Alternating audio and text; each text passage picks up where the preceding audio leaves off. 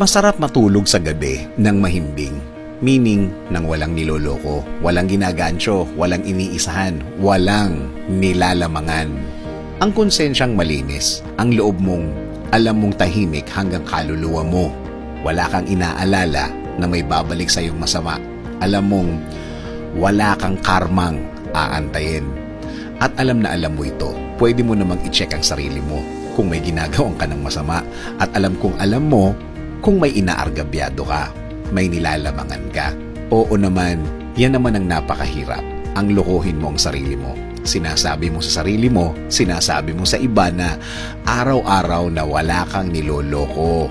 Pero alam mo sa sarili mo na meron. Meron at meron. Yan ang klase ng peace of mind na nakukuha mo. At pwede kong sabihin na nai-enjoy mo, masaya ka, dahil alam mo naman talaga wala kang ginagawa ng masama.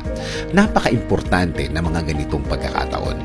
Dito mo napapanatili ang sanity o yung pagkatino ng iyong isip o yung buo mong pagkatao. Dapat may mga pag-check tayong ganito sa bawat araw.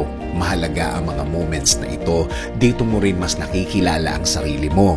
Dito mo malalaman ng malaliman ang sarili mo. Oo naman, masarap naman talaga ang matulog ng ganyan, yung may kapayapaan sa isip at sa puso. Napakasarap ng tulog talaga kapag ganyan ang kalagayan mo. Alam mo, kahit pa napakaingay ng paligid mo, kahit pa may mga dumadaan ng mga sasakyan, kahit pa may nagdadaldalan sa tabi natin, alam kong makukuha mo pa din ang tulog na gusto mo. Tulog na mahimbing. Na-imagine mo na ba yung mga taong walang peace of mind?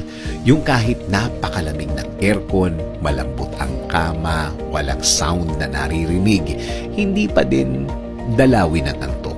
Hindi sila makatulog. Walang peace ang kwarto. Walang peace ang isip, ang puso, at ang buong kaluluwa nila.